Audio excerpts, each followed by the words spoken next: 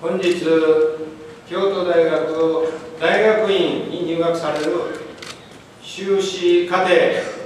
2247名、専門職学位課程321名、博士後期課程939名の皆さん、おめでとうございます。ご来賓の名誉教授、ご列席の副学長、研究課長、学者長、教育部長、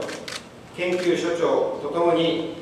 今日の良き日をお祝いしたいと思います。また、これまで皆さんを支えてこられたご家族やご関係の皆様にも、心よりお祝いを申し上げます。修士課程では、これまでの学士課程での蓄積の上に、さらに基礎的な知識を補い、研究のために必要な技術を身につけるなど、専門家として独り立ちできるよう体系的な教育が行われます。専門職学位課程では、高度の専門性を必要とする職業などに従事する人材を育てるために、理論と実務との橋渡しを行う新たな教育課程の中で学習が進められ、国際的に活躍し得る人材を養成いたします。博士後期課程では、修士課程までに習得した知識や技術を基礎に、自ら研究計画を構想し、独創的な研究を遂行し、学術誌などにより研究成果を国際的に発信していくよう指導が行われます。これら大学院において、皆さんは専門分野において世界の最先端に躍り出るということを目指していただきたいと思います。皆さんの進む大学院での学問について一つアドバイスがあります。これまでの人生において、私には職業としての学問があり、それを楽しんでまいりました。その中で、学問とは真実をめぐる人間関係である、学問とは真実をめぐる人間関係であると感じるようになってきています。学問により人間関係を勉強したというのではなくて、人間関係をもとに学問をさせてもらったと、私はそういうふうに感じています。非常に頭が良くて優秀な人がなぜか学問がうまくいかないということがあります。その時その人は人間関係がうまくいかなかったんじゃないかというふうに推測をしています。例えば私たちは、あなた方もそうですが、資料を調べる際にも、あるいはデータを収集する際にも、部分的には人に頼ることになります。そうすると、これまでどういう人間関係を築いてきたかによって研究の内容が大きく変わってしまう可能性が出てきます。人間関係がうまくいかないと大事をし遂げ得ないというのは、人という社会性を持った存在にとって本質的なことではないでしょうか。論文を書く場合でも、人の論文を読み、人と議論し、それを通して自分を高め、独創性を発揮する、そういうことになります。独創性を発揮するということは、まさしく人間関係そのものではないかというふうに私の目には映っています。もちろん学問というものはそういう側面だけではなく、非常に客観的で、特に自然科学の場合には誰がやっても同じ結果や結論を導き出せるという一種の再現性が重要です。だから人間関係なんか関係ない、数式を基礎に厳密な自然観察をして客観的な事実を積み上げていけばいいんじゃないかという考えもあるかもしれません。しかし私はそういう考え方に同意しません。客観性を問うことは当然のことですが、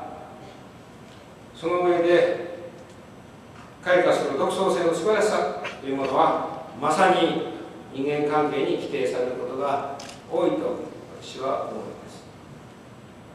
私はその一例として日本人離れした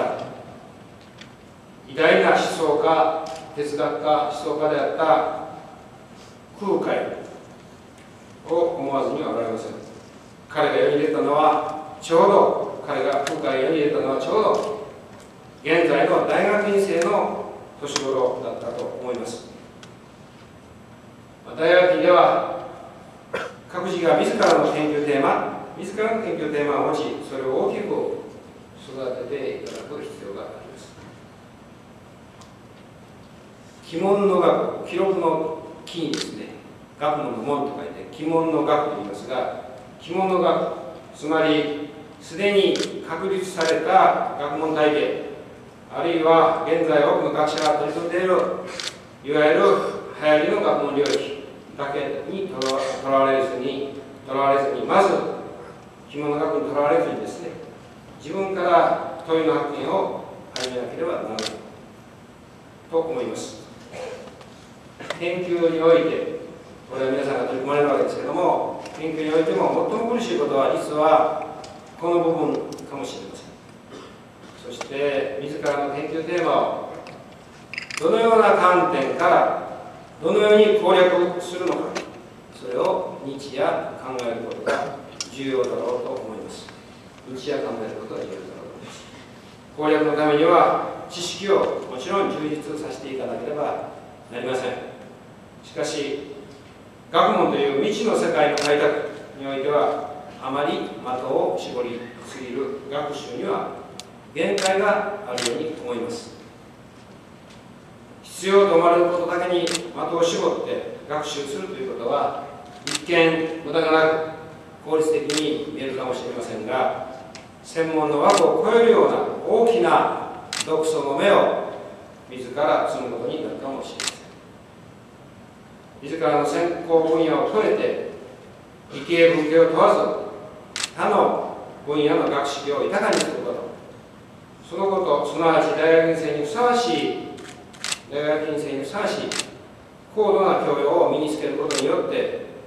専門分野における既存の枠組みでは捉えきれなかった斬新な資格が与えられ、独創的な攻略法にたどり着くことができるかもしれないからです。大学院生にふさわしい高度な教養を考えてみると次の内容を持つと思われます。一つは今直ちにというわけではなくて、ここにあられる諸君が世界の中心的な役割を担い始める10年先の社会という行く末を見つめて、その時代に社会の中核リーダーとして必要とされる知識体系や考え方を準備しておくということがそうです。もう一つには社会のリーダーとして世界で活躍する際に必要となる語学力、リテラシー、いろんなリテラシー、説得力、企画力、発信力、そして人を感化する感化力、こういったもの、人間力を寛容し、弾力性のあるしなやかな豊かな人間力を身につけることが重要だろうと思います。この2つが重要と言ったわけです。特に博士後期課程の皆さんにとってはこのことが今後ますます必要となると思います。私はよく人生を木、樹木に例えます。大きな木、大樹が育つには豊かな土壌、塩欲な土壌が必要です。土壌を飛ばす、そういうことは、土壌をあまり飛ばさずですね、外見だけ整える、水を与えるというわけでは大きな木が育ちません。大学という大きな広い土壌を豊かにする、円欲にする努力を我々教職員も日々努めております。しかしながら重要なことは、皆さんが自ら広く深く根を張る、身を伸ばして根を張って、先人の積み上げてきた多彩な学術の花の蜜を貪欲に吸収して、そして自ら伸びて大きな木大樹になっていただきたいと、こう思うわけです。皆さんは今後どの方向に進もうか、あるいはどの方向に自分の才能を伸ばしていけばいいか、多くは決めておられると思います。しかしながらまだそのことを定めず悩んでいる方もおられるかもしれません。また家庭に入ったけれども、自分には違う才能、違う分野に伸びる才能があるかもしれないと思っている人がいるかもしれません。19世紀のアメリカの思想家ラルフ・ワルド・エマソンは次のように言っています。才能とは天から与えられた使命である。才能とは天から与えられた使命である。自分に対して一切の空間が開かれたような方向が一つはあるもんだと。その方向に限りない努力を傾けようという無音のうちに誘いかける能力というものが人間には本来備わっているものだ。こういうふうに彼は言っています。彼の言うように、皆さんにはですね、才能が開く道は必ずあります。これからも絶えずそれを探りながら自分の道を聞いていただきたいと思います。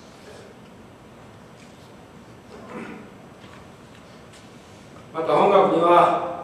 大学院を中心に1400名に及ぶ留学生や、それに加えて多くの海外の研究者が来ておられます。海外の大学との学生交流協定も数多く締結をしています。それらを使ってぜひ若い人には海外で修行をしていただきたい、そういう機会を提供しておりますので考えていただきたいと思います。多くの京都大学の研究者が国際舞台で活躍しておられることはすでにご存じのことかもしれません。本学のこのようないろんな学術の資源を皆さんそれぞれが有効に活用して、大学院時代に活動の場を世界に広げていただきたい。そしてぜひ積極的に海外に融資していただきたいと思います。海外での生活というものは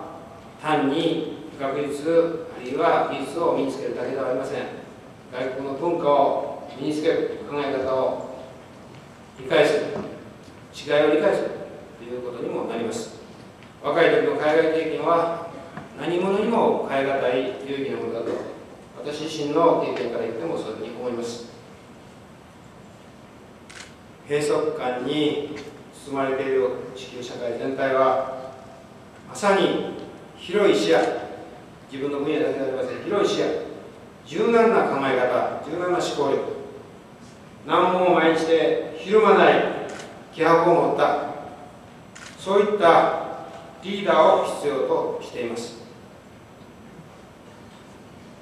その未来は皆様方と一緒に私どもが作っていかなければなりません。閉塞感ある社会を打ち破って明るい未来を自分たちの手で作るという機会が必要な時はそういうことはありません。皆さんが京都大学の大学院生としてさらなる高みを目指していただき、既成概念にとらわれない常に自らの問いを発しながら、その課題解決に向けての道を切り開いていくと同時に、